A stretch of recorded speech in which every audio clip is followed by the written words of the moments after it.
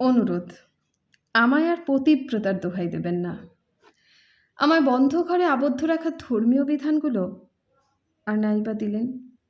কোরআন, বেদ, Bible কি শুধু আমায় চৌহদ্দিতে বেঁধে রাখার জন্য? বাকি বিধানগুলো?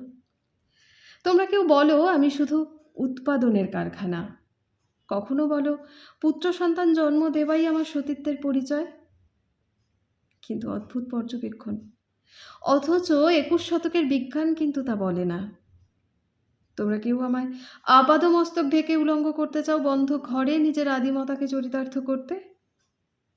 সব বুঝি আমি, আসলে ধর্ম নয়, ভণ্ড তোমরা। ভণ্ডামি তোমাদের হৃৎপিণ্ড জুড়ে। তোমরা কখনো আমায় ফাতেমা সাজিয়ে আজীবন বন্ধ করে আটকে রেখে নৃশংসভাবে আমায় মেরেছ, কখনো সীতা সাজিয়ে সতীত্বের পরীক্ষায় অগ্নিকুণ্ডে আমায় নিক্ষেপ করেছ, কখনো পঞ্চস্বামীর খবরদারিতে আমায় বিবস্ত্র করে ভরা রাজসভায় আমার ইজ্জত নিলাম করেছ। হে পুরুষোত্তম, হে তৃতীয় পাণ্ডব, হে আলী, কই সেদিন তো তোমাদের চোখে ভালোবাসার বিন্দুমাত্র পরশ আমায় স্পর্শ করেনি।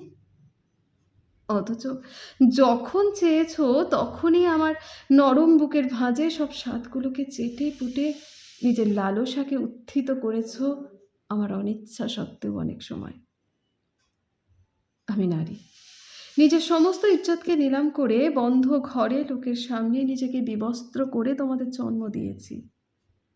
মাতৃত্বের স্বাদ আমি পেলেও পৃথিবীর স্বাদ আমি তোমায় দিয়েছি। আর তুমি নির্জলতায় বেঁধেছ মোরে অক্টোপাসের বেড়াজালে।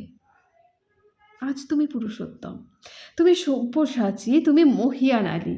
দয়া হয় তোমার দ্বিচারিতায়। আগুনের সেই লেলিহান শিখা ভরা রাজসভায় কাপুরুষদের চোখের সামনে আমায় বিবস্ত্র করা, ওমরের বিভৎস ঘাতকের রক্তাক্ত তরবারি, সেই দৃশ্যগুলো তুমি মুখ বুঝে উপভোগ করেছ।